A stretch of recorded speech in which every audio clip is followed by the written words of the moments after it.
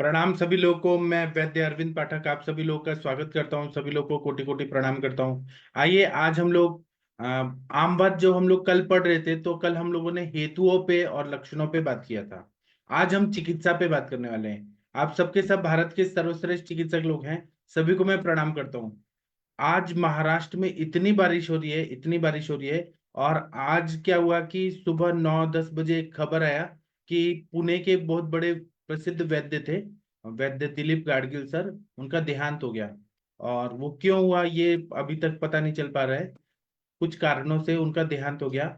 और मैं पर्सनली उनको श्रद्धांजलि देता हूँ ये प्लेटफॉर्म की तरफ से। क्योंकि मैं पुणे में सबसे पहला वैद्य अगर किसी से मिला हूं तो वो दिलीप गाडगिल सर ही थे। तो वो सर बहुत शांत स्वभाव के थे। जो लोग उनको जानते हैं उनको पता है कि वो सर बहुत ही अच्छे थे, प्यार से सबको पढ़ाते थे। और टीका वचन उनका हमेशा होता रहता था। तो परसों के दिन वो जब टीका ले रहे थे, और उनकी टीका वचन कैसे होता है कि 2 दिन माधव निदान, नहीं 2 दिन भाव प्रकाश निघंटु, उससे पढ़ाते हैं द्रव्य गुण। 2 दिन चरक संहिता और 2 दिन अष्टांग हृदय, ऐसे ऐसे वो पढ़ाते थे। लेकिन परसों के दिन वो कुछ पढ़ा रहे थे, तभी उनको कुछ तो तकलीफ होने लगा और सेशन को बंद करना पड़ा। और कुछ कुछ ऐसे न्यूज मिली है कि उनको कुछ तो किडनी का प्रॉब्लम हुआ या डायबिटीज का कुछ तो हुआ। तो उनके मल्टीपल ऑर्गन फेल होके आज सुबह 9 बजे उनका देहांत हो गया। तो आयुर्वेद में उन्होंने बहुत काम किया है। जो एक त्रिस्कंद कोश करके वाजपेयी गवर्नमेंट ने एक आयुर्वेद वालों के लिए एक प्रोजेक्ट दिया था कि जितने भी हेतु लिखे हैं अपने ग्रंथों में, बृहत्त्रयी में, सारे हेतुओं को एक जगह संकलित करना है रेफरेंस के साथ। उसी तरह से लक्षण कोश और चिकित्सा का औषध कोश। ऐसे तो वो सर जो थे वो मेन थे उसमें। उन्होंने बहुत सारे वैद्य लोगों को मतलब इकट्ठा किया और बहुत सालों तक वो प्रोजेक्ट चला था। केंद्र सरकार ने, वाजपेयी गवर्नमेंट ने बहुत पैसा फंड भी दिया था। तो वो सर ने बहुत अच्छा काम किया था। यहाँ पे तिलक महाराष्ट्र विद्यापीठ, उसके अंतर्गत वो प्रोजेक्ट हुआ था। और आयुर्वेद में ऐसा जो स्टडी है वो पहली बार ऐसा हुआ था कि त्रिस्कंद कोश, और उसकी किताबें जो हैं वो बड़े बड़े वॉल्यूम में मिलती हैं। और वो कुछ 25-30 हजार की मिलती थी अभी। और वो लाइब्रेरीज में ही उपलब्ध है। ऐसे सब लोग इतना अफोर्ड नहीं कर पाते थे, बहुत महंगा किताब है। और हम लोगों ने एमडी करते टाइम वो किताबों का बहुत ज्यादा उपयोग किया है। अगर मेरे को उपलब्ध हो जाती है तो मैं उससे आप लोगों को पढ़ाने का कोशिश करूंगा। तो चलिए आज हम लोग कल आमवत पे हम लोग पढ़ रहे थे। आमवत जो व्याधि है उसकी चिकित्सा कैसे करें। आमवत व्याधि जो है ये एक तरह से मार्गावरोध जन्य वात व्याधि है। उसको हम लोग उपस्तंभित वात व्याधि भी बोलते हैं। मैं अपने सर के नोट से आप लोगों को बताऊंगा, थोड़ा थोड़ा मैं देखूंगा और आप लोगों को बताऊंगा, एक्सप्लेन करूंगा। तो चरक चिकित्सा स्थान में आम बात की चिकित्सा ने बताई है, लेकिन जो मार्गावरोध जन्य उपस्तंभित वात व्याधि की चिकित्सा क्या बताइए। तो कफ पित्ता विरुद्धम यदच्च वातानुलोमनम सर्वस्थान वृते अप्याशु तत्कार्यम मारुते शुभम। ऐसा चरक चिकित्सा स्थान 28 चैप्टर जो वात व्याधि चिकित्सा है उसमें 234 नंबर का जो श्लोक है उसमें ये क्लियर कट ऐसा बताया गया है। तो हम लोग ना, ये जो मार्गावरोध जन्य है, अब मार्ग का अवरोध कैसे हुआ है वायु का, तो या तो कफ से हुआ है या आम से हुआ है। इसको हमें समझना चाहिए। तो यहाँ पर देखिए मेरा फोटो कभी आ रहा है कभी जा रहा है। यहाँ पे कुछ नेटवर्क का प्रॉब्लम हो रहा है क्योंकि बारिश का सीजन है, तो नेटवर्क आ रहे जा रहे आ रहे जा रहे। तो जो उपस्तंभित वात व्याधि है, यह अवरोध जो है वो कफ से हो सकता है या आम दोष से हो सकता है। तो इसीलिए जब भी हम आम वात की चिकित्सा करें तो सिंपल सिंपल लैंग्वेज में हम लोग चिकित्सा करने का मैं बता रहा हूं। तो हमें स्त्रोतोरोध को दूर करने के लिए औषधियों का प्रयोग करना है। तो उसमें दीपन, पाचन, रुक्ष, क्योंकि आम है वो स्निग्ध है, तो रुक्ष, और ऐसे द्रव्य जो उष्ण वीर्यात्मक है, जो लेखन कर कर्म करते हैं, और कटु और तिक्त रस के हैं, और कटु विपाकी हैं, ये सारे स्त्रोतरोध नाशन के लिए उपयोग किए जाते हैं। उपस्तंभित वात व्याधि जो है उसमें स्नेहन जो है पूर्णतः बंद किया है, वर्ज्य है, निषेध है, कॉन्ट्राइंडिकेटेड है। जब भी आपके पास ऐसे पेशेंट है जहां पे मार्गावरोध जन्य आमवात जैसी कंडीशन है, उपस्तंभित वात व्याधि है, तो वहां पे भूख नहीं लग रही है, हुरलास हो रहा है, छर्दी हो रहा है, भूख एकदम बंद हो गई है, और वहां पे ज्वाइंट पेन और स्वेलिंग है, वृश्चिक दंशवत वेदना हो रही है, वहां पे आपको स्नेहन नहीं करना है। इसको हमेशा ध्यान में रखिए। वहां पे रुक्ष स्वेद देना है, हीट जाना चाहिए लेकिन ड्राई होना चाहिए। तो रुक्ष स्वेद से क्या होता है कि वो दोषों का पाक होता है अच्छे से, मतलब दोषों का वहां पे एक तरह से लंघन होता है, मतलब आम का पचन होता है जब हम रुक्ष स्वेद देते हैं। और वहां पे स्त्रोतरोध कम होने से बहुत अच्छा फायदा हो जाता है। इसी तरह से मृदु अनुलोमन करना बहुत जरूरी होता है। जो भी इंटेस्टाइन में हमारे जीआईटी ट्रैक्ट में मल है वो निकलेगा तभी रास्ता खुलेगा। आकाश महाभूत की कमी हो गई है, जल तत्व पृथ्वी तत्व ये सब तत्व बढ़ गए हैं, तेज तत्व भी कम हुए हैं, वहां पे अग्नि तत्व जो है वो कम हुए हैं। वहां पे हमें आकाश महाभूत बनाना है, स्त्रोतरोध को दूर करना है। इसीलिए मृदु अनुलोमन उपस्तंभित वात व्याधि का एक उपक्रम बताया जाता है। मृदु अनुलोमन करने से स्त्रोतरोध दूर हो जाता है और वायु को अपनी प्राकृतिक गति मिलने में सहायता मिलती है। इसी तरह से वहां पे अलग अलग तरह के निरूप बस्ती दे सकते हैं। अनुवासन बस्ती वर्ज्य है, लेकिन निरूप बस्ती जैसे रासनाइरण मुलादी बस्ती आम बात में बहुत अच्छा पैदा करती है। दशमूल की बस्ती, लेकिन वो भी कंटिन्यू ज्यादा दिन तक नहीं देनी चाहिए, उससे बात का प्रकोप और बढ़ने का डर रहता है। एक दो दिन दिया ठीक है। उसी तरह से जब भी स्त्रोतोरोधजन्य आमवाद जन्य संप्राप्ति है तो वहां पे गुग्गुल कल्प का प्रयोग करने से बहुत अच्छा फायदा होता है। क्योंकि गुग्गुल जो है वो एक तरह का गोंद होता है, और गुग्गुल जो है वो कटु तिक्त रसात्मक द्रव्य है, कटु विपाकी है, उष्ण वीर्यात्मक है और लेखन करने वाला है। मॉडर्न के भाषा में देखें तो एंटी इंफ्लेमेटरी है, एनाल्जेसिक है, मतलब वेदना शमन भी करता है, सूजन को भी कम करता है। और गूगल के दोषज्ञता अगर देखें तो वह वात को ठीक करने का सबसे अच्छा दवाई है। कटु तिक्त रस का है, कटु विपाकी है, लेखन करने वाला है। तो ये कटु कटु जब बोल रहे हैं तो ये वातज्ञ कैसे हो सकता है, ये सवाल हमेशा पूछा जाता है। तो यह अपने प्रभाव से वातज्ञ है ऐसा अगर हम लोग कहेंगे तो ये तो गलत बात है। जिसका उत्तर नहीं मिल रहा उसको प्रभाव से करते हैं ऐसा नहीं बोलना चाहिए।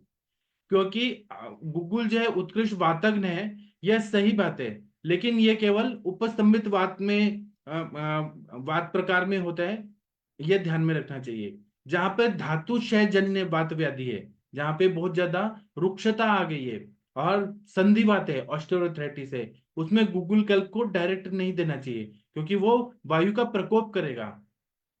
धातु क्षय है और उसमें हमने कटु रस, कटु विपाकी, कटु तिक्त रस, कटु विपाकी, उष्ण वीर्य। उष्ण वीर्य तो ठीक है, लेकिन कटु रस ज्यादा अगर दे रहे हैं या तिक्त रस का गूगल कल्प लॉन्ग टर्म के लिए दे रहे हैं तो उसका विपरीत परिणाम हो सकता है।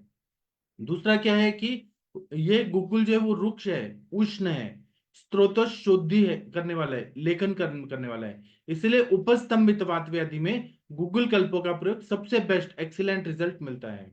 गुकुल यह योगवाही है, मतलब कैटलिस्ट का काम करता है। जिस द्रव्य के साथ इसका प्रयोग किया जाए उसके उसकी गुणवत्ता को बढ़ा देता है, उसके गुणों के संपर्क में आने से गुगुल उसकी गुणों की वृद्धि कर देता है। तो इसी कारण से औषधियों के साथ गुगुल को मिक्स करके हम लोग गुगुल कल्पों का प्रयोग करते हैं। तो अनेक बल्य गुण की जो द्रव्य हैं, वात शामक वेदना शामक द्रव्यों के साथ में हम लोग गुगुल कल्पों का प्रयोग करते हैं तो बहुत अच्छा फायदा होता है। लेकिन गुग्गुल का प्रमाण अल्प होना चाहिए। अगर अधिक मात्रा में अगर दें तो यह लेखन कार्य करेगा, और हमें कभी भी जहां पर धातुशयात्मक मार्ग धातुशयात्मक जहां वात व्याधि है वहां पे इसका प्रयोग लॉन्ग टर्म के लिए नहीं करना चाहिए, नहीं तो और ज्वाइंट पेन बढ़ जाता है।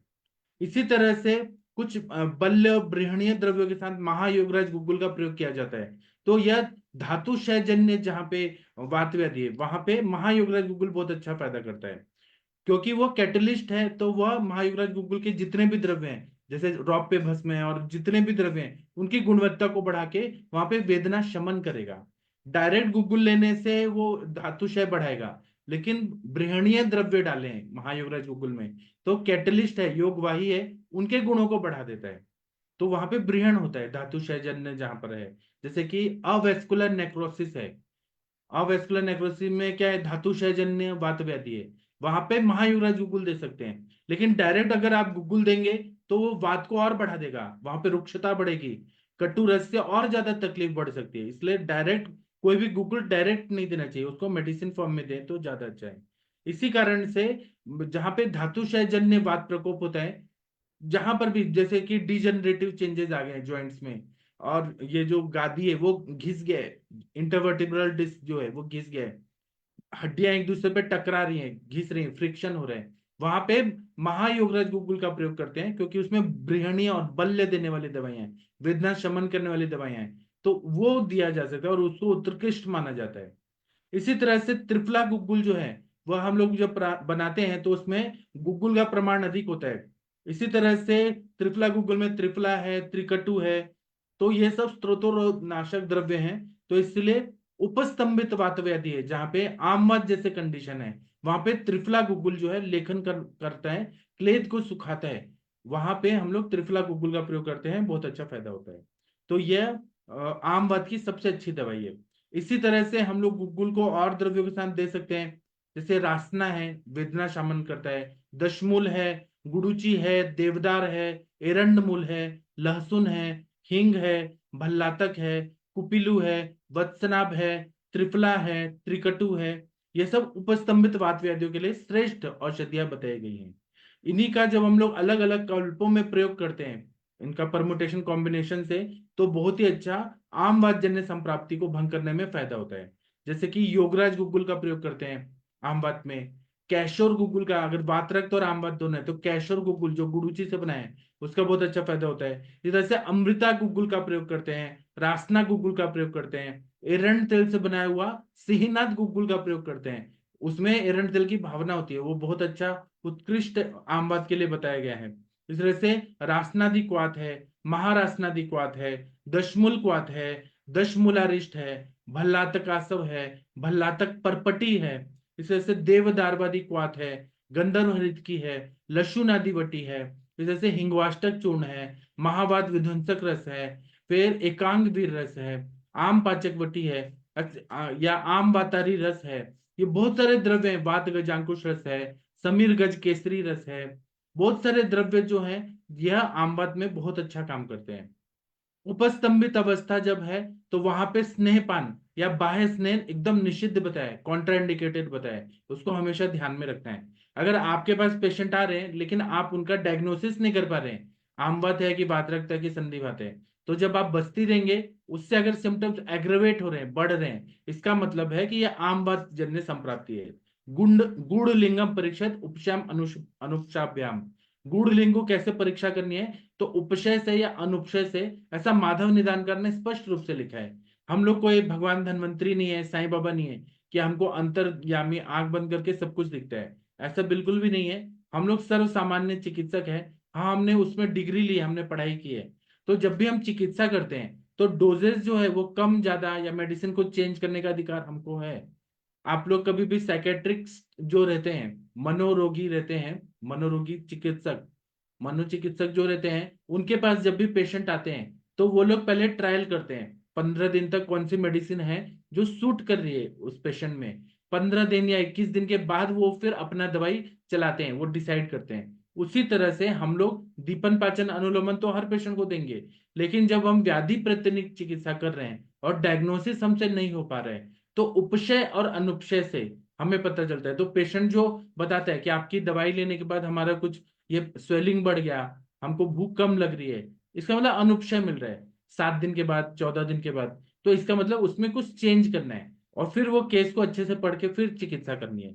तो ये हमें हमेशा ध्यान में रखना है कि हम लोग ना एक तरह से साइंटिस्ट हैं, वैज्ञानिक हैं, हमें हर पेशेंट में रिसर्च करना है कि कौन सी दवाई उस पर सूट करिए, और पेशेंट भी अच्छा होना चाहिए, वो बताने वाला होना चाहिए। अगर वो कंप्लेन करने वाला है और बहुत ज्यादा हंगामा करने वाला है, आपकी बात नहीं सुनने वाला है लेकिन अपने प्रॉब्लम को बहुत ज्यादा बताने वाला है, तो उसकी चिकित्सा तो नहीं करनी चाहिए, उसको उसके हिसाब से हैंडल करते हुए आना चाहिए। लेकिन अगर पेशेंट अच्छा है, हमको समझ रहा है कि हम जो कर रहे हैं वो अच्छे इंटेंशन से कर रहे हैं, तो वो अपडेट देगा, फीडबैक देगा, और उस हिसाब से हम दवाइयों का डोज या फिर मेडिसिन चेंज करके 7-7 दिन पे हम लोग दे सकते हैं, बहुत अच्छा फायदा होता है। तो प्रैक्टिकली भी हमें समझना है कि हम लोग, जैसे कि ऋषि मुनि थे, उनको वायु पित्त और कफ दिखता था शरीर में, दोष धातु मल सब दिखते थे, स्त्रोतस दिखते थे, कलाएं दिखती थी उनको, सब मतलब क्योंकि त्रिकालदर्शी थे, उनको सब कुछ दिखता था। आज हम लोग त्रिकालदर्शी नहीं है, जो फैक्ट है वो मैं बता रहा हूँ, इसीलिए हमें उपशय अनुपशय से देखना है। अब वेदना बहुत ज्यादा है, तो वेदना प्रशमन के लिए आचार्य लोगों ने महाविषगर्भ तेल का प्रावधान किया है कि वह आप पेन के रूप में इसका प्रयोग कर सकते हैं, क्योंकि महाविषगर्भ तेल में जितने भी द्रव्य हैं करवीर मूल है, और जितने भी बहुत सारे द्रव्य हैं, विष उपविष के द्रव्य हैं, मेडिसिन के रूप में प्रयोग किया है, तो वह तीक्ष्ण है, उष्ण है, वैवाही है, विकासी है। विषयुक्त द्रव्यों से सिद्ध जो महाविषग्रह तेल है, वो इतना भी विषैला नहीं होता है कि इंसान को मार देगा, लेकिन उसका विष तत्व इतना अच्छा है कि वो स्त्रोतोरोध को दूर करेगा, आम को पचाएगा, कफ को अच्छे से लेखन करेगा और शमन करेगा, और सूक्ष्म स्त्रोतों का में एक एक सेल तक पेनिट्रेट करके वहां तक पहुंचता है। वो तेल पूरा रास्ता को खोल देता है, जैसे ही रास्ता खुला वायु का गमन अच्छा होने लगता है, आम का पचन होता है। इसीलिए महाविषग्रह तेल आम बात में अलाउड है। स्नेह द्रव्य है तब भी उसमें जो मेडिसिन डाली है वो सब उष्ण तीक्ष्ण वैवाही और ऐसे द्रव्य है, इसीलिए उसको रेकमेंड किया जाता है। तो इससे मर्दन करना चाहिए, संवाहन करना चाहिए, तो वेदना का उपशय तुरंत ही हो जाता है। और औषधि जब भी हम दे रहे हैं, मैंने जो गुलकल्प बताया, तो उसका अनुपान है वो क्या है, तो कोष्ण जल होना चाहिए या शहद होना चाहिए। शहद जो रहता है, हनी, वह कफ का शमन करता है, कफ को सुखाता है। कफ के लिए सबसे अच्छी दवाई है, या गर्म पानी, वो अग्नि को प्रदीप्त करता है, स्त्रोतरोध को दूर करता है, आम का पचन करता है, क्योंकि कोष्ण जल में तेज महाभूत का संयोग हो गया होता है। थोड़ा गर्म पानी, गुनगुना पानी होता है, जितना पिया जाए उतना लेने से बहुत अच्छा फायदा होता है। तो ये शहद भी योगवाही है, जिस मेडिसिन के साथ मिलेगा उसका पावर बढ़ा देगा। इसी तरह से कोष्ण जल जो है वह भी योगवाही है, वह भी स्त्रोतरोध को दूर करके और क्या करता है, योगवाही कर्म करता है। जिस मेडिसिन के साथ लेंगे वह अनुपान के रूप में उसकी ताकत को एनहांस कर देता है, क्योंकि हर व्याधि में स्त्रोतरोध रहता है, अग्नि मंद तो सब जगह रहता है। आम का पचन करना बहुत जरूरी, इसलिए योगवाही इसलिए बोला है कि वह जो मेडिसिन के साथ मिलेगा, जैसे चित्रकादी बट्टी अगर हमने दिया तो उसके पावर को और बढ़ा देगा, हमने जो भी दवाई लिया उसके साथ उसके पावर को बढ़ा देता है। इसी तरह से उपस्तंभित आहार, उपस्तंभित वात व्याधि में आहार क्या देना है, तो आहार हमारा लघु होना चाहिए, द्रव होना चाहिए लिक्विड फॉर्म में, और उष्ण होना चाहिए, गरम गरम पीना है, और हल्का हो, जो मतलब लंघन के गुण आते हैं वैसा दीपन पाचन वाला हो, ऐसा आहार होना चाहिए। तो इसीलिए दीपन पाचन द्रव्य जो बताए हैं, जैसे अजवाइन है, शुंठी है, हींग है, ऐसे और भी दीपन, त्रिकटु है, पंचकोल है, चतुरुष्ण है, ऐसे बहुत सारे दीपन पाचन द्रव्य हैं। उनका अगर हमने यूष बनाया, और खासकर कुल्थी का यूष जो बनाया, उसमें ये सारे द्रव्य डाल दिए और उसका यूष पीने के लिए पेशेंट को दिया, तो वह 100% फायदा करता है। उसी तरह से लहसुन का प्रयोग कर सकते हैं यूष में, हींग का प्रयोग कर सकते हैं, अदरक से सिद्ध करके यूष बना सकते हैं। यह आम बात के लिए बहुत ही अच्छा उपशय देता है, मतलब पेशेंट को रिलैक्स फील होता है। एलोपैथी में इसको ऑटोइम्यून डिजीज बोलते हैं। ऑटोइम्यून डिजीज का कोई इलाज नहीं है, वो लोग पेन किलर देंगे, स्टेरॉइड देंगे, एंटीबायोटिक देंगे, बस इसी से जिंदगी चलाते रहते हैं। वो कभी भी, और फिर वो बढ़ गया तो सोरियाटिक अर्थराइटिस जैसे बड़ी बड़ी बीमारियां हो जाती हैं। तो अब आमवाद के पेशेंट को हम लोग ठीक कर रहे हैं, स्त्रोतरोध को दूर कर रहे हैं, तो पेशेंट को ऐसे ही बिना मूवमेंट के नहीं बैठना है, उसको व्यायाम कराना बहुत जरूरी होता है। एक मैंने ऐसे ही केस बताया था कि एक बच्ची थी, तो वो मतलब मेरे एज की थी, उसको पैर के अंगूठे से आमवाद का पेन शुरू हुआ। तो वो किसी वैद्य के पास गई, तो उन्होंने उसको आमवाद समझ के कुछ दवाई दिया। फिर उसका पेन बढ़ने लगा, तो वो ऊपर ऊपर काफ मसल से होते होते नी जॉइंट तक आ गया, ऐसे धीरे धीरे पूरे शरीर में फैल गया। अब शुरुआत तो ज्वर से हुआ था, और बड़े बड़े जॉइंट्स में भी हुआ था, लेकिन उसके अंगूठे ज्यादा दुखते थे बारिश के सीजन में। और तो फिर उन्होंने कहा कि हम आयुर्वेद भी लेंगे, आयुर्वेद से तो पूरा ठीक नहीं हो रहा है, आयुर्वेद भी लेंगे और हम लोग एलोपैथी भी लेंगे। तो उसको 6-6 पेन किलर चलते थे एक टाइम में, स्टेरॉइड्स चलते थे, और आयुर्वेदिक भी चलाते थे। तो जो वैद्य थे उनको वो बीमारी कंट्रोल करने नहीं आ रहा था, क्योंकि ऐसे बोला है कि जैसे सिंह होता है, उसको कंट्रोल करना कितना मुश्किल होता है, वैसे ही उसको फिर क्या हुआ कि उसको मेंसेस नहीं आ रहे थे, जो सेकेंडरी सेक्स कैरेक्टर्स होते हैं वो डेवलप नहीं हो रहे थे उसको। ये आज की बात नहीं है, बहुत साल पहले की बात है। तो बहुत सारा तकलीफ होता था, और इतना सारा दवाई करने के बाद भी वो आम बात बढ़ते जा रहा था। तो फिर वो वैद्य जी ने उनको कहा कि आप ना क्या करिए, कि जो लाही होता है जिसको हम खील बोलते हैं, उसको पीस के दूध के साथ वो पी के रहो। तो वो इतना फॉलो करती थी कि ये मेरे लिए देवता है। उनसे कंट्रोल नहीं हो रहा था। मैं ये नहीं बोलता हूँ कि किसी की गलती है, वो नहीं हो पा रहा था, वो व्याधि ऐसा था। कुछ कुछ व्याधियां रहती है वो भोग स्वरूप रहती है, भोगना पड़ता है कष्ट को। तो वो जब खील जो बोला गया, सॉरी, खील जब बोला गया तो दूध के साथ लेना है और कुछ नहीं लेना है, लहसुन शीर पाक लेना है और वो खील का लेके रहना है। उसने 9 महीना पूरा फॉलो किया, क्योंकि लंघन बोला है तो अति लंघन से वात का प्रकोप और हो रहा था, आम भी बन रहा था क्योंकि स्ट्रेस में रहती थी। तो ऐसे करते करते 8 साल बीत गए। 8 साल में वो पूरा आम वात बढ़ गया। फिर वो एलोपैथी डॉक्टर के पास गए, सुपर कंसल्टेंट। तो वो लोग बोले कि रिमेटोलॉजिस्ट, वो बोले कि आप तो बेड रिडन होना चाहिए, आप थोड़ा भी चलोगे आपकी हड्डियां कमजोर हो गई है, आप थोड़ा भी चलोगी तो आपको फ्रैक्चर हो जाएगा। तो वो फिर से उनका ओपिनियन लेके आई और दवाइयां बदल के फिर से वो वैद्य के पास आई। तो उन्होंने, क्योंकि विश्वास था, एक विश्वास बहुत बड़ी बात होती है, तो फिर उन्होंने 8 साल दवाई किया। तो फिर वो वैद्य जी बड़े होते गए, मतलब प्रसिद्धि वगैरह बहुत मिलता गया। तो उन्होंने कहा कि वो रोज आती है, हर हफ्ते आ जाती थी या महीने में जब भी आती थी, तो रोती रहती थी, हमेशा चिल्लाती रहती थी। उसको रिक्शा से 4-5 लोग उठा के लाते थे, एक कोने में रहती थी। विश्वास बहुत है लेकिन इतना दर्द होता था कि रोते रहती थी। तो अभी कोई भी वैद्य जो है वो ऐसे पेशेंट को लेगा क्या, कि पहले 8 साल आई, अभी भी 8 साल आ रही है और रो रही है। पेशेंट, दूसरे पेशेंट पे प्रभाव पड़ता है कि ये ठीक नहीं कर पा रहे हैं और पैसा भी ले रहे हैं और ठीक नहीं कर पा रहे हैं। तो उन्होंने फोन करके उसको बोल दिया कि आप जाओ, आप मत आओ, क्योंकि मेरी बदनामी हो रही है। तब उसको ऐसा लगा कि दुनिया उजड़ गई, जमीन से पैरों तले जमीन चला गया कि अब मैं क्या करूं। अब तो वो इतने बड़े वैद्य ने मुझे निकाल दिया कि मैं नहीं कर सकता, आप मत आओ। तो मैं वहीं पे क्लिनिक में जाता था। तो उन्होंने मुझे बताया कि आप कुछ कर सकते हो क्या। तो मैंने देखा, तो मैंने कहा कि इतना बड़ा बड़ा इलाज जो है मैं कैसे करूंगा। तो फिर उसके बाद में मैंने अपना प्रैक्टिस शुरू किया। मैं इसमें अपनी तारीफ नहीं बोल रहा हूँ, वो किसके हाथ से कौन पेशेंट ठीक होना चाहता है वैसे भगवान उसकी बुद्धि देता है, ये बात को मैं ऐसा अनुभव किया हूँ। तो फिर मैंने अपना प्रैक्टिस शुरू किया। तो मैं पहले 5 साल फ्री करता था, किसी से 1 रुपया भी नहीं लेता था। भगवान के पास दान पात्र था, वहां पे जो रखना है रखो और आप ट्रीटमेंट लो।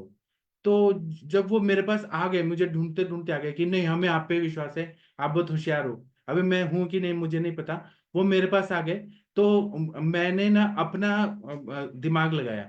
मैंने सोचा कि 8 साल पहले इलाज किया गया, दवाइयां बहुत दिया गया, इसमें लंघन कराया गया है, कटु रस तिक्त रस का प्रयोग किया है, बहुत अच्छा है, लेकिन इससे इसका अपतर्पण होके धातुशय जन्य संप्राप्ति है, आम भी है धातुशय भी हुआ है।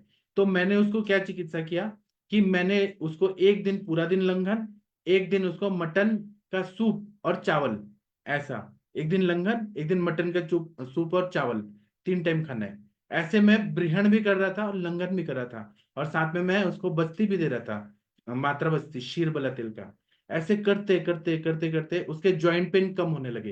तो जो फिजियोथेरेपिस्ट थे ना, ये 2005 की बात है। तो फिजियोथेरेपिस्ट जो थे वो आर्मी के थे, सरदार जी थे, वो मजाक उड़ाते थे कि ये क्या आयुर्वेद का डॉक्टर है कि नीचे से वो तेल डालता है और वो तेल इधर जा रहा है उधर जा रहा है, मजाक उड़ाते थे। लेकिन वो लड़की को सच में फायदा होने लगा, उसका पेन कम होने लगा, क्योंकि जहाँ पे अपतर्पण हुआ है, धातुक्षय हुआ है, वहां पे स्नेहन होने लगा। और आम का भी पचन करने, एक दिन लंघन करना है, और साथ में मैंने स्वर्णकल्प भी बहुत दिया था, उसको लिख के दिया था, वो लेके आई थी। सिद्ध मकर ध्वज, स्वर्ण मालिनी वसंत, बृहध्वज चिंतामणि, त्रैलोक्य चिंतामणि, और बहुत सारे आसवरिश देते कि पूरा दिन में 1 लीटर आसवरिश आपको पीना है। मतलब दशमूलारिश, बलारिश, अश्वगंधा रिश, ऐसे बदल बदल के वो लोग ले रहे थे। और मात्रा बस्ती में दे रहा था। धीरे धीरे उसका इतना कॉन्फिडेंस आया कि वो वॉकर छोड़ के चलने लगी, उसका पेन कम हो गया। लेकिन उसको चलने में डर लगता था, क्योंकि एलोपैथी के डॉक्टर्स ने कहा था कि आप ज्यादा नहीं चलना, नहीं तो फ्रैक्चर हो जाएगा। तो एक दिन वो मुझे ऐसे लगा कि अब वो चल सकती है, लेकिन उसके जो डर था वो निकालने के लिए मैंने क्या किया। अब मैं फ्री में करता था तो बहुत भीड़ लगती थी। तो मैंने अपना, बहुत भीड़ है, वो मैंने वो बोला कि आप लोग रुकिए, मैं आधे घंटे में आता हूँ। लॉक लगाया अपने क्लिनिक को। पहले मेरा घर में ही था क्लिनिक, 2 रूम में, तो मैंने लॉक लगाया और उसको बोला कि आप चलो अपने घर तक, वॉकर लेके चलो, लेकिन चलना है आज। तो उसके पापा मम्मी आ गए, रिश्तेदार आ गए कि ये पागल हो गया है क्या। मैंने कहा अगर फ्रैक्चर हुआ ना तो मैं जिम्मेदारी लेता हूँ। तो और भी जो फिजियोथेरेपिस्ट वगैरह जो थे आसपास, उनको लेके आए। वो झगड़ा करने लगे कि आप कैसे चला रहे हो। मैंने कहा आप चलाइए, तो जो फ्रैक्चर होगा अगर चलने से वो मेरी जिम्मेदारी। तो वो चलने लगी ना, चल चलते वो घर तक गई। ऐसे चलते चलते धूप में, मार्च का महीना था, इतना गर्मी भी लग रहा था, वो उस दिन चली। और उस दिन के बाद आज तक चलती है। अभी 2024 है, 2005 से 2024 तक, वो आज तक चलती है और उसको कोई दवाई नहीं चल रहा, वो एकदम ठीक हो गई है। और उसके बाद में मैंने उसको और थोड़े दिन और बस्ती दिया, सब कुछ दिया, उसके सारे जॉइंट्स वगैरह खुल गए, सब ठीक हो गए, और ठीक ही हो गई वो। तो उसने मुझे, अब उसको इतना बड़ा खुशी हुआ कि अब मेरे को इतना बड़ा उसको मेंसेस आने लगे, सब चीज स्त्रोतोरोध की वजह से उसको जो सेकेंडरी सेक्सुअल कैरेक्टर्स थे वो सब भी डेवलप होने लगे, जो नहीं हो पा रहा था, एकदम ठीक हो गई। फिर उसने बीटेक किया, एमटेक किया, फिर वो पढ़ाने लगी। तो अनुरिता मैडम से मैं कभी मिलाऊंगा उस पेशेंट को। अब वो पेशेंट नहीं है, वो ठीक हो गई है। बस उसकी शादी नहीं हुई, क्योंकि उनके कास्ट में ऐसे लोगों से शादी कोई नहीं करता, बस शादी नहीं हुई, बाकी वो एकदम ठीक है। उसने मुझे धन्वंतरी भवन का बहुत बड़ा मूर्ति गिफ्ट किया। तो ये जो होता है ना, युक्ति मैंने जो यूज किया, अब मेरे हाथ से उसको ठीक होना था। मैं ऐसे नहीं बोलता हूँ कि वो वैद्य जी से मैं बड़ा हूँ, बिल्कुल भी नहीं मैं बड़ा हूँ, मैंने तो उनसे ही सीखा है। लेकिन बात यह है कि किसके हाथ से कौन ठीक होने चाहता है, और किसका कर्म विपाक कब कहाँ फल देता है, वो हमें सोचना चाहिए। अब मैंने वहां पे ये युक्ति लगाई कि इसका 8 साल और 8 साल इतना ज्यादा अति लंघन से बहुत ज्यादा स्त्रोतोरोध तो है उसको, लेकिन क्षयात्मक संप्राप्ति थी, वायु का प्रकोप बढ़ गया था अति लंघन से। इसलिए मैंने बृहण किया, लंघन किया, फिर बृहण किया, फिर लंघन किया, ऐसे अल्टरनेट डेज चलते चलते वो ठीक हो गई, पूरा ठीक हो गई। उसका मैंने देखा था पीठ जो था ना, जैसे दरवाजे का किवाड़ होता है, वो कितना कड़क होता है, वैसा उसका पूरा पीठ था। और वो क्यों रोती थी? क्योंकि वो उसको थोड़ा भी ऐसे टर्निंग में पेन होता था। उसका पीठ एकदम सीधा था, एकदम ऐसे अकड़ गया था, और उसके जॉइंट्स भी एकदम ऐसे थे, कुछ तो अजीब तरह की वो थी। तो इतना ज्यादा आम और रुक्षता ये सब बढ़ गया था। इसीलिए उपस्तंभित जब वात व्याधि रहती है, तो इसमें हमें दुष्य भी देखना है। केवल दोष दोष, आम दोष, कफ और ये स्त्रोत, ये नहीं देखना है। दुष्य क्या है? रस, रक्त, मांस, मेद, अस्थि, मज्जा, शुक्र, वो दुष्य कैसे हैं? तीन मल कैसे हैं, वो हमें ध्यान में जरूर रखना चाहिए। उसी तरह से और मैं चिकित्सा बताना चाहता हूँ आप लोग का, पहले मैं सुनूंगा, फिर आप लोग बताइए। आप सबके सब भारत के सर्वश्रेष्ठ चिकित्सक लोग हैं, सभी को मैं प्रणाम करता हूँ। अभी मैंने जो आम बात के पेशेंट ठीक है, वो मैंने अनुभव बताया। कुछ पेशेंट ना बहुत नालायक होते हैं, नालायक मतलब वो पत्ते नहीं पालते हैं। वो बोलते हैं कि हम आपको पैसा दे रहे हैं ना, आप हमको ठीक करो, नहीं तो हम डॉक्टर बदलेंगे। तो उनका चिकित्सा नहीं करना चाहिए। जो लोग ना मेंढक की तरह इधर उधर भागते हैं ना, और ज्यादा होशियार रहते हैं, उनका इलाज नहीं करना चाहिए। उनको मैं बोल देता हूँ कि आपको नहीं फायदा हो रहा है ना, आप जाओ। अब मैं अनम्यूट करने का ऑप्शन देता हूँ। आप लोग आम बात की चिकित्सा में क्या करेंगे? वैद्य शशि तिवारी मैडम जी, आपसे शुरुआत करते हैं। आप कुछ बताइए, आम बात की चिकित्सा में आपका क्या मत है? वैद्य शशि तिवारी हाँ मैम सर, बोलना गुड इवनिंग चाहेंगी? सर। हाँ जी, हाँ। लंघन तो पहले कराना है पेशेंट को, क्योंकि बगैर भूख के जो खाते रहते हैं बहुत सारे आम आदमी के जितने पेशेंट्स मैंने देखा है, उसमें मेन वजह तो स्ट्रेस मिल गया। खास करके फीमेल पेशेंट्स जो भी देखी हैं, उन सबका मेन वजह रहा है स्ट्रेस का, रहा है एक लंबा स्ट्रेस का रहा है। साथ में जैसे होता है कि थोड़ा सा दिखावे वाली जिंदगी जीते हैं, या अपने आप को सही तरीके से नहीं समझ पाते जो लोग, तो उन लोग के साथ में आम मौत वाली कंडीशंस होती है। क्योंकि पहली धातु ही दूषित होती, तो रस धातु की तुष्टि मेनली इसमें होती है, तो इस वजह से लंघन कराएंगे। और लंघन होने के बाद में जब पेशेंट को अच्छे से भूख लगेगा, तब मतलब जैसे आप बताते हैं कि बाजरे की रोटी देना है उसको लहसुन अदरक की चटनी के साथ में, इस तरह की चीजें हैं। और सिंपल खाना देना है, मतलब उसमें तेल मसाला वगैरह कम होना चाहिए, इस तरह की चीजें हैं। साथ में कोई भी फर्मेंटेड फूड आइटम वगैरह नहीं खाना है, या जो भी कफ का प्रकोप करे या वात का प्रकोप करे, दोनों ही डाइट नहीं होगी। और दीपन तो देंगे ही, लंघन दीपन पाचन होगा। और अनुलोमन का जरूर ख्याल रखेंगे, पेशेंट रात्रि जागरण बिल्कुल नहीं करना चाहिए। दिवाशयन है, ये सब सारे हेतु इसके मेन चुके होते हैं, तो उन सारी चीजों को बंद करना पड़ता है। और इसमें जैसे बैतरण बस्ती अच्छा काम करती है, महायोगराज गुगलू बृहत्वा चिंतामणि रस के साथ में दो तो फिर बहुत बढ़िया एज ए पेन किलर काम करता है, जो भी पेशेंट्स को इस तरह की तकलीफ रहती है। इसमें सिंगनाथ गुगलू वगैरह बहुत बढ़िया काम करता है। एरंड की प्रिपरेशन काफी अच्छा काम करती हैं। और टाइम लगता है थोड़ा सा मौत के पेशेंट को ठीक होने में। और बीच बीच में कंडीशन पेशेंट की देख देख करके डिसीजन लेना पड़ता है कि क्या देना है क्या नहीं देना है। और जैसे अभी आपने बताया, महाभिष गर्भ तेल वगैरह की मालिश करा सकते हैं, अदरवाइज बालू का स्वेद है, वृक्ष स्वेद करा सकते हैं। और इसके सॉल्ट का भी अकेले करा सकते हैं, अजवाइन वाला भी करा सकते हैं। अजवाइन के साथ सॉल्ट मिक्स करके उसका भी पोटली बना करके स्वेदन किया जा सकता है। तो ये सब सारी चीजें होती है, और उन सब से धीरे धीरे करके आराम आ जाता है। बट मेन वही होता है कि पेशेंट को मतलब कब्ज वगैरह नहीं होने पाए, आम वगैरह उसका नहीं बढ़ने पाए। और जैसे गर्मी का मौसम आ जाता है तो थोड़ा सा अपने आप ही पेशेंट को आराम आ जाता है, बरसात के मौसम में ज्यादा तकलीफ होती है या ठंड के मौसम में बहुत तकलीफ होती है। तो इडली है, डोसा है, जो भी ये सब फर्मेंटेड आइटम वगैरह होते हैं, उन सबको पेशेंट को खाने को मना करना होता है। जी सर, थैंक यू। जी थैंक यू मैम। अभी जो रेमेटॉइड अर्थराइटिस है इस पे बात करते हैं, मॉडर्न व्यू से देखते हैं। तो ये तो बहुत सारे आयुर्वेदिक वैद्य लोग के पास आते हैं, लोग फाइल लेके आते हैं। तो इसका प्रिवलेंस अभी बहुत ज्यादा बढ़ रहा है, धीरे धीरे खान पान बिगड़ रहा है, सेडेंटरी लाइफस्टाइल हो रहा है। तो ये आमवात व्याधि रूमेटॉइड अर्थराइटिस बहुत ज्यादा बढ़ रहा है। तो इसमें इंफ्लेमेटरी अर्थराइटिस रहता है, इसमें बड़े जॉइंट भी इन्वॉल्व रहते हैं, छोटे जॉइंट भी इन्वॉल्व रहते हैं, लेकिन बड़े संधियों से शुरुआत होती है ज्यादातर। और इसमें पेन होता है, स्टिफनेस होता है, बहुत ज्यादा कड़क होता है, स्टिफनेस होता है। और स्त्रियों को 2-3 गुना ज्यादा होने के चांस रहते हैं पुरुषों की अपेक्षा। पुरुषों को भी होते हैं, लेकिन पुरुषों को एंकुलाइजिंग स्पॉन्डिलाइटिस ज्यादा होता है। रूमेटॉइड अर्थराइटिस स्त्रियों को, माता बहनों को ज्यादा हो रहा है। एक तरह का ये ऑटोइम्यून डिजीज है। और इसमें धातु पाक भी रहता है। और इसमें ज्वर की हिस्ट्री हमेशा मिलती है। और ज्वर जो है आमावस्था में है, पच्यमान अवस्था में है, पक्वावस्था में है। तो ज्वर को दबाने वाली दवाइयां दी जाती हैं, जो एंटीपायरेटिक मेडिसिन है, जैसे क्रोसिन है, पैरासिटामोल है, ये non steroidal anti inflammatory drugs, ये बहुत बार खाए जाते हैं, डॉक्टर के बिना प्रिस्क्रिप्शन के भी खाए जाते हैं। तो ये बुखार को तो निकाल देगा, मतलब इसका जो वास्कुलर होगा उससे तो पसीना आके बुखार उतर जाएगा। लेकिन आम वैसे के वैसे रहते हैं, उसमें भी मिथ्याहार विहार कंटिन्यू किया जाता है। तो ये धीरे धीरे आम जाके संधियों में चला जाता है।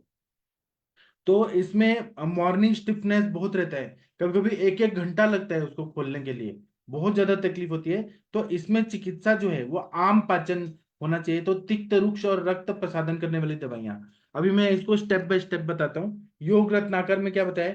लंघनम स्वेदनम तिक्त दीपनानि कटूनि च विरेचनम स्नेहपानम बस्ते श्याम मारुते रुक्ष स्वेदो विधातव्यो बालुका तथा उपनाहस्य कर्तव्यास्ते भी स्नेह विवर्जिता।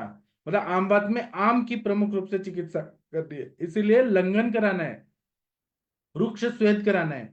जब कुछ भूख लगने लगे तो तिक्त रस और कटु रस और दीपन द्रव्यों का प्रयोग करते हैं। लंघन भी अति ना हो कि बात का प्रकोप हो जाए, उसको ध्यान में देखना है। आम बात में स्वेदन से आम पाचनों का स्त्रोतरों दूर होने में मदद मिलती है। यह स्वेदन रुक्ष होना चाहिए, तो उसके लिए बालू का स्वेद, या फिर सालवण स्वेद, लवण वाला स्वेद, या फिर ईंट ईंट के टुकड़े को लाके उसको गर्म करके कपड़े में डाल के पोटली बना के उसका सेक देना चाहिए। कभी भी ऐसे नाड़ी स्वेद और जो हम लोग पेटी में स्वेद देते हैं वो सब स्टीम बाथ वगैरह नहीं देना है, रुक्ष स्वेद होना चाहिए।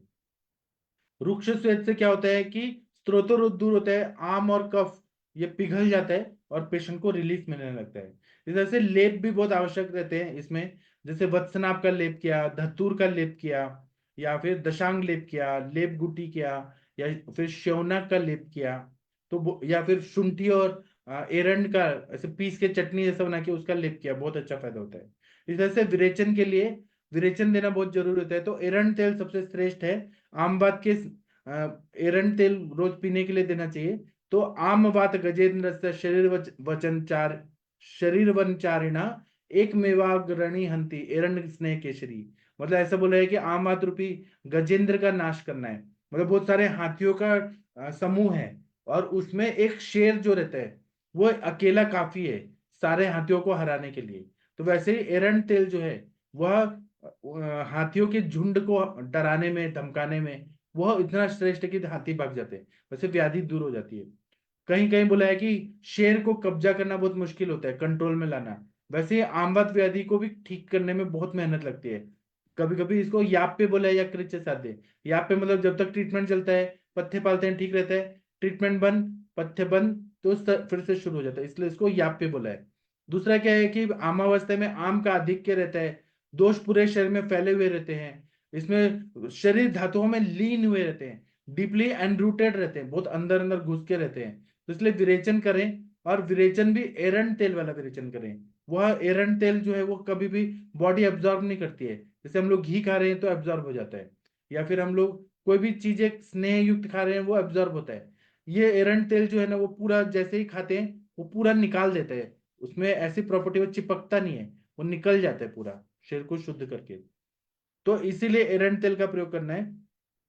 ये उत्कृष्ट दीपन पाचन करने वाला है एरंड तेल, वातानुलोमक द्रव्य है, और आम का भी पचन करता है, प्रकोपित वायु को भी ठीक करता है। तो एरंड तेल को ऐसे नहीं देना है, शुंठी फांड के साथ देना है। शुंठी फांड नहीं देंगे तो पेट में मरोड़ आता है, सबको सूट नहीं करता है। और जो लोग एरंड तेल नहीं पसंद करते हैं लेकिन आम बात है, तो रोटी में डाल के और उसका रोटी बना के दे, तो ये बहुत अच्छा रहता है, उससे दुर्गंध निकल जाती है। अरुचि हुरलास जो हो रहा है एरंड तेल से, वो ठीक हो जाता है। इसी तरह से जब सामावस्था है तो उसमें वैतरण बस्ती बताए चक्रदत्त में, या चूर्ण बस्ती बताए, वो बहुत अच्छा काम करता है। वैतरण बस्ती पे हम लोग बात करेंगे। दशमूल क्वाथ का दे सकते हैं, या एरंड तेल का अनुवासन इसमें सेफ रहता है, बहुत अच्छा रहता है। कुछ जैसे पाचन के लिए आम पाचन के, आम पाचक वटी है, वत्सनाभ के कल्प, त्रिभुवन कीर्ति रस, वो ज्वर को भी ठीक करता है, और आम बात में भी रसवस स्त्रोतस में जो भी दुष्टि है उसको त्रिभुवन कीर्ति रस, तुलसी, बेल दुर्वा तुलसी के स्वरस के साथ, क्योंकि बेल दुर्वा तुलसी इसलिए दिया जाता है कि दूषी विष को नष्ट करता है, ब्रह्मा विष्णु महेश, बेल दुर्वा तुलसी, ऐसा माना जाता है, उसके साथ दिया जाना चाहिए। इसी तरह से त्रिभुवन कीर्ति रस है, महावाद विध्वंसक है, आमवाद विध्वंसक रस है, उसका प्रयोग करते हैं। पांच केंद्र रस जो है स्वर्ण युक्त, वो बहुत अच्छा काम करता है। और इसमें हम लोग तुलसी का प्रयोग कर सकते हैं, तुलसी रस की भावना वाला पांच केंद्र रस बहुत अच्छा काम करता है। और तुलसी जो रहती है वो विषग्न भी है, बहुत अच्छी द्रव्य है। और अदरक का अवलेह अगर दे तो बहुत अच्छा फायदा होता है। उसी तरह से रासना, गुड़ुचि, सहचर, शुंठी, देवदार, एरंडमूल, पुनर्नवा, गोक्षुर, अतिविषा, दशमूल, दारू हरिद्रा, पंचकुल बहुत अच्छा रहता है। सेहनाथ गुगुल, रासना गुगुल, सहचर गुगुल, त्रिफला गुगुल बहुत अच्छा रहता है। रासना पतचकवात, रासना सप्तकवात, महारासनादिक्वात, पंचकुलासव, वात विध्वंसक रस, भल्लातक आसव, भल्लातक परपटी बहुत अच्छा रहता है। और बाजरे का रोटी जो है वो उष्ण तीक्ष्ण है, रुक्ष है, तो बाजरे का रोटी दे बहुत अच्छा फायदा होता है। एक मिनट रुकिए, एक फोन आ रहा है, एक मिनट रुकिए। इसी तरह से कुल्थी का यूज जो है, हमारे सर ये बताए हैं कि कुल्थी का यूज जो है वो दिन में देना है, और सुबह बाजरे का रोटी देना है, और शाम को जवारी का रोटी देना है। तो और न, जब भी आप बाजरे का प्रयोग करते हैं तो बाजरा बहुत रुक्ष होता है, इसीलिए लहसुन का चटनी के साथ दें। लहसुन जो होता है वो स्निग्ध रहता है, स्निग्ध वजह से वो क्या रहेगा कि बाजरे का जो उष्ण गुण है उसको वो बैलेंस कर देता है। तो बाजरा ऐसे ही नहीं देना है, लहसुन की चटनी के साथ देना है, अदरक लहसुन की चटनी के साथ देना है। और ज्यादा लहसुन भी नहीं खाना है उसमें, नहीं तो वो पित्त का प्रकोप करेगा। तो इस तरह से फायदा होता है। इस तरह से वेदना बहुत हो रही है तो पारसी की वाणी है, अहिफेन के कल्प है, उसका प्रयोग करें। मॉर्फिन के जो द्रव्य हैं वो देने, वेदना शामक रहता है, बहुत अच्छा फायदा करता है। अब आप लोग बताइए कुछ। डॉक्टर अखिलेश तिवारी जी, आप कुछ चिकित्सा पे प्रकाश डालिए। डॉक्टर अखिलेश तिवारी जी कुछ बोलना चाहते हैं? जी सर, प्रणाम सर, सभी को मेरा सादर प्रणाम। सर, जैसे आपने शुरू के ही लेक्चर में बात किया कि ये उपस्थंभित वात व्याधि है और मार्गावरोध जन्य वात व्याधि है, तो मार्गावरोध का जो जैसा कारण है कफ या आम के कारण होता है, तो कफ की उत्पत्ति रस से होता है। तो रस को अच्छा करना इस व्याधि में सबसे पहले प्राथमिकता होता है। तो यहाँ पर अगर हम रस पाचक देते हैं तो भी बहुत अच्छा काम करता है। और जैसा कि मैं, मेरा जो फेवरेट है पंचकोल चूर्ण देता हूँ। पंचकोल चूर्ण में कभी कभी कुछ ऐसे पेशेंट आते हैं उनको जलन होने लगता है, तो वहां पे हम शतावरी चूर्ण ऐड ऑन करते हैं। तो शतावरी क्या है कि दीपन पाचन भी है और मधुर विपाकी है, तो बहुत अच्छा काम करता है। और कई पेशेंट में जैसे आपने बोला शुरू में हम त्रिभुवन कीर्ति रस देते हैं, और फिर महासुदर्शन चूर्ण, ये दोनों भी दोनों रस पे ही काम करने वाला है, और रस को अच्छा क्वालिटी बनाता है, जो आम है उसका पाचन भी करता है, और जो कफ बन के और अवरोध कर रहा है वो अवरोध को भी दूर करता है। दूसरा क्या है कि एक बहुत ही अच्छा चीज सर आपने अभी इस सेशन में बताए हैं, वो हम लोग को नोट डाउन करने वाला चीज है। क्योंकि ये पहले कई बार हमारे सीनियर लोग बोलते थे, लेकिन उस चीज को हमने कभी ये इस परिप्रेक्ष्य में नहीं देखा था कि जैसे कोई अगर आता है क्षयात्मक संप्राप्ति के कारण अगर किसी को होता है, जैसे ऑस्टियोआर्थराइटिस वगैरह का पेशेंट है, तो हम तुरंत गूगल नहीं चलाना चाहिए। अगर गूगल चलाते भी हैं तो वहां पे हमको घृत के अनुपान के साथ देना चाहिए। लेकिन यहाँ पर हम गूगल चलाएंगे तो उसका फायदा हमको मिलता है, लेकिन वही अगर क्षयात्मक सब प्राप्ति वाला पेशेंट कोई आता है, ऑस्टियोआर्थराइटिस, अगर वहां पे हम सिर्फ योगराज गूगल या और जितने भी गूगल का कल्प है वो चलाते हैं जिसमें वृहन करने वाली औषधियां नहीं है, तो वो मैंने देखा है प्रैक्टिकली कि वृद्धि हो जाता है। लेकिन वही अगर अनुपान उसका कर देते हैं घृत का तो वो बहुत अच्छा काम करता है। इसमें हम कैसोर गूगल भी देते हैं, अमृतादि गूगल देते हैं, आम बतारी रस है और पंच केंद्रीय रस है। यहाँ तो मिलता नहीं है, मैं कई बार ऑनलाइन ही मंगाया है। और कुल्थी का यूज सुबह सुबह, कुल्थी को रात को पानी में दरदरा करके भिगो देते हैं, सुबह में बॉयल करना है, उसको फिल्टर करके सिर्फ कुल्थी ही पीना है। ये रहता है। और साथ में इसमें खाने पीने में जितने भी बादी चीज होता है, फ्रिज का सामान होता है, उसको मैदा का सामान वो चीज मना किया जाता है, गुरु भोजन नहीं करना है उसको, दही का सेवन नहीं करना है, जो भी संधि पदार्थ होता है, मिक्स फ्रूट सैलेड वगैरह नहीं खाना है। और अनुलोमन का तो सबको ही करता है यूज, जो एरंड तेल का यूज करते हैं और सूंठी के साथ, ये बहुत ही अच्छा इसमें काम करता है। तो मैंने देखा है कि अगर पेशेंट के पास पेशेंस है तो आम बात का जो है पेशेंट बहुत अच्छा होके जाता है। जी सर। जी, इस पे अनुरिता मैम आप कुछ बोलना चाहती हैं? गुड इवनिंग सर, आपने और अभी तिवारी सर ने भी बहुत अच्छा बताया सर। थोड़ा सा सर, बाकी कुछ नहीं, आम की जो काफी लोगों को ना ऐसे लगता है कि बस सिंपल कोई भी दीपन पाचन दे दिया तो आम डिजोल्व हो जाता है या आम दूर हो जाता है और उसके बाद में संप्राप्ति भंग होती है। क्योंकि हमारे हर ट्रीटमेंट का, भले ही लाइन ऑफ ट्रीटमेंट दीपन पाचन है, लेकिन उसमें भी आपने ये ध्यान में देना चाहिए कि आम का भी 3 प्रकार के आम जो है वो उनका पाचन अच्छी तरह से हुआ है कि नहीं, उसके लिए पहले हेतु का निदान परिवर्जन होना बहुत ज्यादा जरूरी है। रेगुलर जो हमारा आम है जहाँ पे अग्नि मानदेय है, जिसकी वजह से हमारी जो भी धातु है उसके अंदर जो भी आम की संप्राप्ति अगर है तो उसके हिसाब से हमारा ट्रीटमेंट। लेकिन जब दूसरा जो आम विष करके है या फिर गर्विश करके है, जिसकी वजह से उसका निदान परिवर्जन कहीं ना कहीं बाहर से आने वाली चीजें वो अक्यूमुलेट होती है।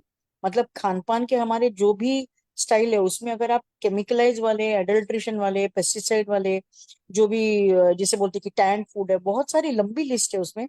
तो ये सारी चीजें जो भी है ये भी हमारे शरीर के अंदर आम ही पैदा करती है।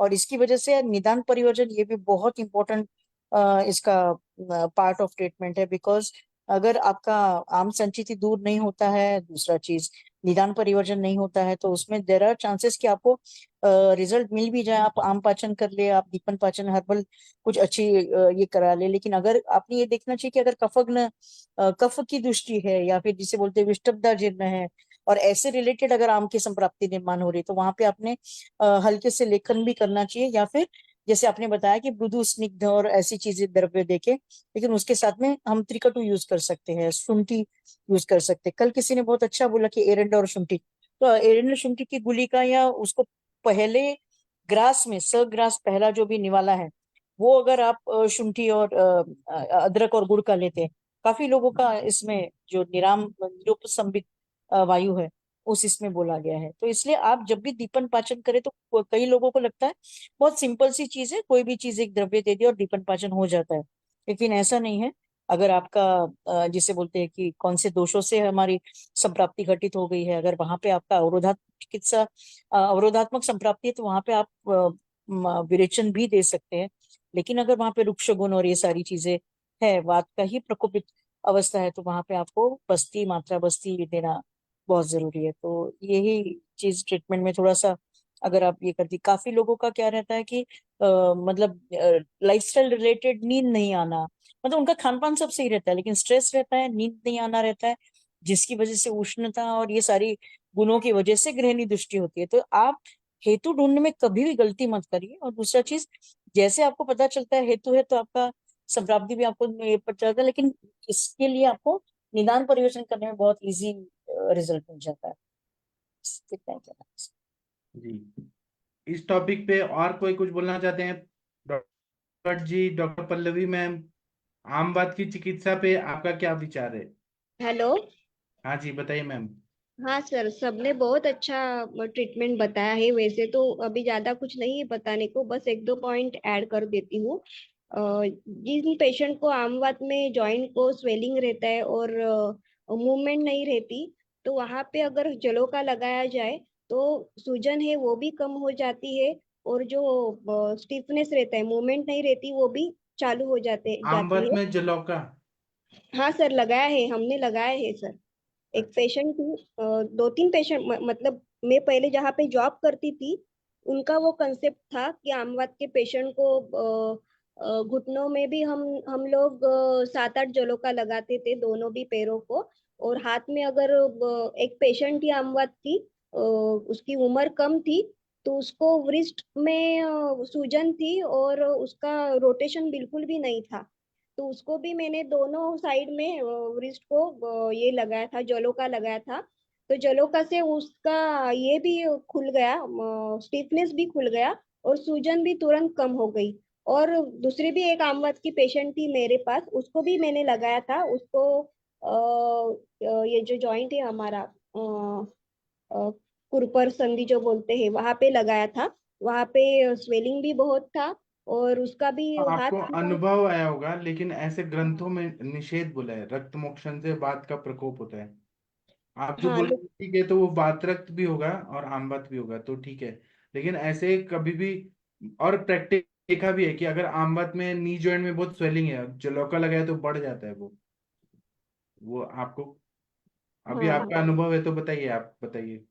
हाँ। और दूसरा एक, जहाँ पे स्वेलिंग ज्यादा है, तो वहाँ पे शुंठी और गुड़ का वर्धमान मात्रा में अगर दिया जाए सुबह में, समान मात्रा में एक चम्मच शुंठी पाउडर और एक चम्मच गुड़ का मिक्स करके काढ़ा बना के दिया जाए, तो उससे भी स्वेलिंग बहुत हद तक कम आता है, और आम का भी अच्छा पाचन हो जाता है। तो ये दो दो मैंने अनुभव देखे हैं सर। बाकी तो सब सारा सभी ने बता ही दिया है। कुछ बोलना चाहते हैं, बोलिए। अब बोलूं सर मैं? अच्छा, बीना मैम बोलिए। हाँ। हाँ सर, आमवात का आपने जो बहुत अच्छा उदाहरण दिया, जो वो बहुत अच्छा उदाहरण था। आमवात के बारे में, आमवात का स्वभाव है वो दारुण है और प्रसरणशील है। इसमें संप्राप्ति जब घटती है या होती है संप्राप्ति, तो इसमें विदग्ध आम और विषसंज्ञ काम होता ही है, मगर उसके साथ अवलंबक कफ भी ज्यादा होता है और व्यान वायु उसमें रहता है। अब उसमें आपने जो बोल दिया चिकित्सा सूत्र, लंघनम स्वेदनम तिक्त दीपनानि कटुनि च, मगर तिक्त, हम तिक्त कटु ऐसे द्रव्य देते हैं जिससे वातवर्धन होता है और मलावरोध होता है सर। इसकी वजह से मैं, हाँ, हमेशा ये फॉलो करती हूँ, चिकित्सा सूत्र लंघन देती हूँ, मगर लंघन देते समय भी मैं कुलित्थयूष, मुद्गयूष, और पहले आम पाचन के लिए मैं अजमोदादी चूर्ण ऐसा देती हूँ उससे, और उसके साथ रासना सप्तक देती हूँ सर। रासना सप्तक के सब मैं रेडी कुछ भी काढ़ा या और कुछ दवाएं नहीं देती। मेरे पेशेंट को आदत है कि वो पाउडर का काढ़ा घर में बना के काढ़ा और निकाढ़ा कर लेते हैं। रासना सप्तक में रासना है, एरंडमूल है, देवदारू है, गोक्षुर है, पुनर्नवा है, अमृता है और बहावा है, और उसमें मैं शुंठी का चूर्ण अम, डाल के देती हूँ सर। आमुआद के जीर्ण अवस्था जो रहती है, जो आपने अभी पेशेंट, बहुत अच्छा, वो सुंदर केस थी आपकी, कितना अच्छा आपने बता दिया। तो जीर्णत्व जब आता है आमुआद को, तो आम को शुष्कत्व आता है, वात प्रधानता बढ़ती है उसमें, और उसमें स्नेहपान करना पड़ता है पेशेंट हमारे पास आने से तुरंत बाद। और उसमें एरंड स्नेह, मैं एरंड स्नेह भी देती हूँ, 30 मिली एरंड स्नेह सब देते हैं, वैसा मैं भी मतलब देती आप हूँ। मानती है ना कि तो आम को शुष्कता आती है, आम जाके सूख जाता है और उससे हाँ, और स्टिफनेस बढ़ती है?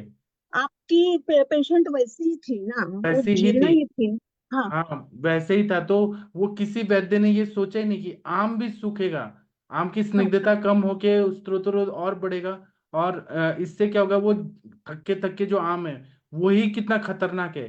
तो वो लोग क्या कर रहे थे, एरंड पाक दे रहे थे, दूध के साथ एरंड पाक लो, लंघन करो, और वो खील का दूध के साथ सेवन करो। किसी ने हाँ स्नेहन के बारे में सोचा ही नहीं उनको। स्नेहन करना चाहिए। और शुंठी क्वाथ के साथ एरंड स्नेह 30 मिली एरंड स्नेह मैं हर रोज देती हूँ सर। और रुच दौर्बल्य होता है, धड़कन बढ़ती है, तो मैं हर पेशेंट में पुरुषम पुरुषम वीक्षे बोलते हैं, मगर मैं हर आमवाद के पेशेंट में सुवर्ण मालिनी वसंत देती ही हूँ सर। बस इतना ही कहना था। आपकी केस बहुत अच्छी है। आप जिस और वो अ, लड़की जो है ना, वो इतनी अच्छी हो गई, इतनी अच्छी हो गई। तो अभी ना उसके लाइफ में जो मेरे यहाँ से ठीक होने लगा था, इसमें मेरा कुछ वो नहीं है, मैंने बस युक्ति प्रयोग किया। क्योंकि मैंने देखा कि वो वैद्य जी के पास वो जा रही थी ना, तो लाख लाख रुपए का बिल बनता था महीने का। तो उन्होंने घर बेचा, जमीन बेचा, और बहुत गरीब हो गए, सब बेच के वो रेंट पे रहने लगे। तो जब वो मेरे पास आई, क्योंकि उनके पास पैसा नहीं था, एकदम गरीब हो गए थे बहुत ज्यादा। तो और उनके पिताजी जो थे, वो बच्ची के पिताजी जो थे, वो पुणे महानगर पालिका में क्लर्क थे। तो गांव का सारा जमीन बेच दिया वो ट्रीटमेंट में। और अब इतना साल कर करके वो सुसाइडल अटेम्प्ट कर रही थी कि अब मैं सुसाइड करूंगी, अभी ये ऐसा जिंदगी क्या है। तो मैंने 3 महीने में ठीक किया ना, इसमें मेरा वो कुछ नहीं है, मैंने बस युक्ति प्रयोग किया, करने वाले ऊपर वाले भगवान है, मेरे थ्रू हुआ।